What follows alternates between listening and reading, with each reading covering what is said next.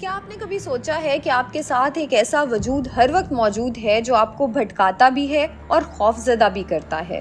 کچھ لوگ اسے ہمزاد کہتے ہیں اور مذہب میں اسے قرین کہا جاتا ہے، لیکن آخر یہ دونوں کیا ہیں؟ کیا یہ حقیقت ہے یا محض کہانیاں؟ آج کی ویڈیو میں ہم ان پراسرار حقائق سے پردہ اٹھائیں گے۔ انفوٹینمنٹ ورلڈ کے ناظرین کو ایک بار پھر خوش آمدید۔ ناظرین، روایات اور لوک کہانیوں کے مطابق ہمزاد دراصل انسان کا جنی ہم شکل ہے۔ کہا جاتا ہے کہ جب انسان پیدا ہوتا ہے تو اس کے ساتھ ایک ہمزاد بھی پیدا ہوتا ہے۔ یہ ہمارے جیسا دکھائی دیتا ہے، ہماری آواز جیسی آواز ہوتی ہے اور پوری زندگی ہمارے ساتھ رہتا ہے۔ اصل میں اللہ تعالیٰ نے ہمزاد کو ہماری نظروں سے اوجھل کر رکھا ہے۔ یہ عام انسانوں کو نظر نہیں آتا، لیکن بعض ماہر جادوگر اللہ کے قوانین کی خلاف ورزی کرتے ہوئے انسان کے ہمزاد کو اپنے سامنے بلا سکتے ہیں، اور جب وہ سامنے آتا ہے تو وہ بالکل اسی انسان کے جیسا لگتا ہے۔ اور یہی وجہ ہے کہ کئی لوگ دھوکے میں آ جاتے ہیں۔ مثلاً بعض لوگ اپنے کسی مردہ عزیز رشتہ دار کے ہمزاد سے مل کر اس بات پر یقین کر لیتے ہیں کہ اس جادوگر کے پاس نعوذ باللہ مردہ لوگوں کو زندہ کرنے کی طاقت موجود ہے، حالانکہ حقیقت یہ ہے کہ وہ صرف اس کا ہمزاد ہوتا ہے۔ اسلامی تعلیمات کے مطابق ہر انسان کے ساتھ ایک قرین موجود ہوتا ہے۔ صحیح مسلم کی حدیث ہے، نبی صلی اللہ علیہ وآلہ وسلم نے فرمایا کہ تم میں سے کوئی ایسا نہیں جس کے ساتھ ایک قرین مقرر نہ کیا گیا ہو۔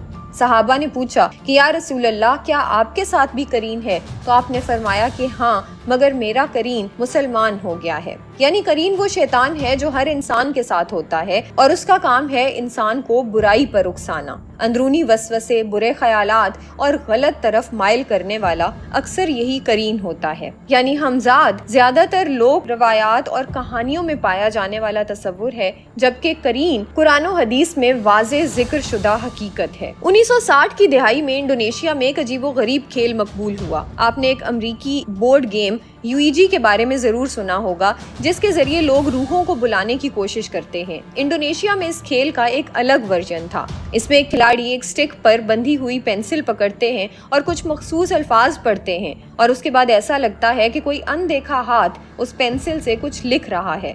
بہت سے لوگوں کو جواب ملتے ہیں، مگر یہ ثابت شدہ ہے کہ وہ جواب مستقبل کے بارے میں نہیں ہوتے، بلکہ عام انسان جتنا علم ہی رکھتے ہیں۔ یہی بات قرآن میں سورہ سبا میں بتائی گئی کہ جنات غیب کا علم نہیں جانتے۔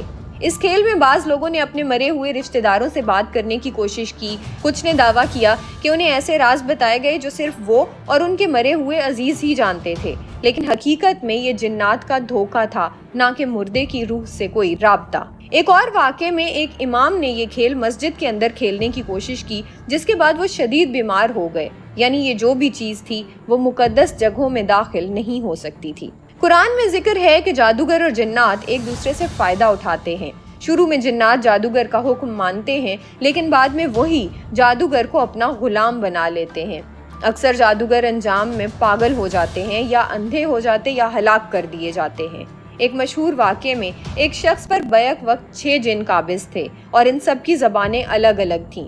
کسی نے سنسکرت میں بات کی اور کسی نے کسی اور دوسری پرانی زبان میں، اور یہ اس بات کا ثبوت ہے کہ جنات کی دنیا بہت پراسرار اور خوفناک ہے۔ جدید نفسیات کے مطابق انسان کے اندر 2 آوازیں چلتی ہیں، ایک جو خیر کی طرف بلاتی ہے اور دوسری جو شر کی طرف۔ قرین ہم کو اسی نیگیٹو سیلف ٹاک کے ساتھ بھی جوڑ سکتے ہیں۔ دوستو، ہمزاد کا تصور زیادہ تر لوک روایات سے آیا ہے، جبکہ قرین کا ذکر قرآن میں موجود ہے۔ حقیقت یہ ہے کہ انسان کی اصل جنگ اپنے نفس اور برے خیالات سے ہے، چاہے وہ ہمزاد ہو یا قرین۔ نماز، ذکر اور اللہ پر توکل سے ہم ان وسوسوں اور اندھیروں سے بچ سکتے ہیں۔ اور یاد رکھیں کہ جنات غیب کا علم نہیں جانتے، اور نہ ہی کوئی مردہ کو زندہ کر سکتا ہے۔